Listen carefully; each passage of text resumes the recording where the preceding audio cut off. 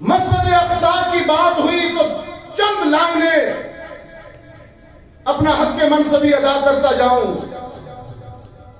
اللہ مسلمانوں کے اس قبلہ کو، مسلمانوں کی اس یادگار شاندار ماضی کو پنجہ یہود سے آزادی عطا فرمائے. جہاں آج بارود کی بو نظر آ رہی ہے، یہودی ظلم و ستم کا شکار ہے میری ملت. میں جانتا ہوں اور میں کہتا ہوں، مسجد اقصی سے تمہاری دشمنی کی بہت سی وجوہات ہیں. ایک وجہ یہ بھی ہے کہ مسجد اقصی عینی گواہ ہے میرے آقا کی عظمت و امامت انبیاء کی. تمہیں میرے آقا کی یہ عظمت ہضم نہیں ہو رہی، اس لیے مسجد اقصی کو اکھیڑ دینا چاہتے ہو. اللہ تمہیں برباد فرمائے. میں نے کہا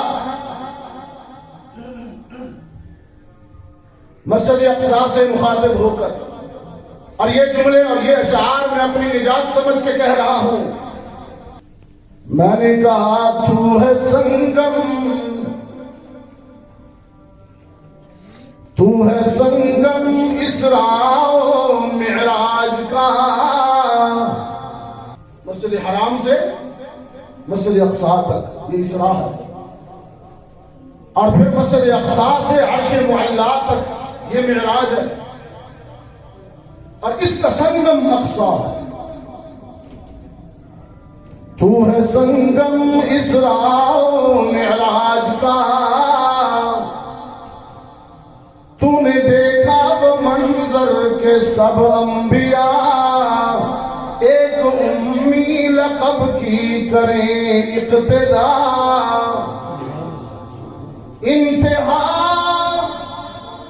انتہا جس سفر کی ہے عرش بری،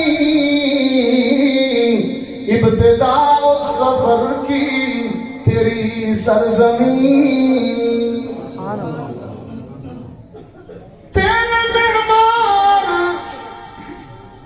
تیرے معمار حضرت سلیمان ہے، اور تیرے فاتح عمر اور سلطان ہے. سب یہود و نصارا ہے دشمن تیرے، تیرے وارث فقط یہ مسلمان ہے. رحمت عالم صلی اللہ علیہ وسلم نے فرمایا، مسجد اقصی میں 1.25 لاکھ نبیوں اور رسولوں کی امامت کے بعد میرا عروج شروع ہوا. ٹوبہ ٹیک سے گوالو عروج تو دیکھیے، 1.25 لاکھ انبیاء نیچے رہ گئے،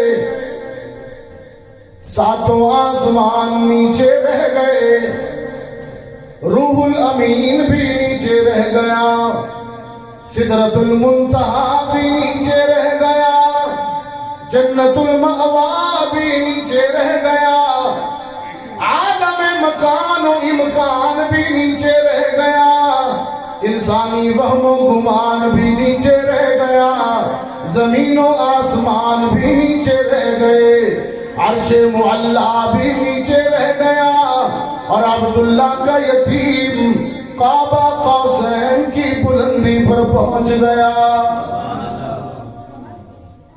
اتنا عروج ہے، اتنی بلندی ہے.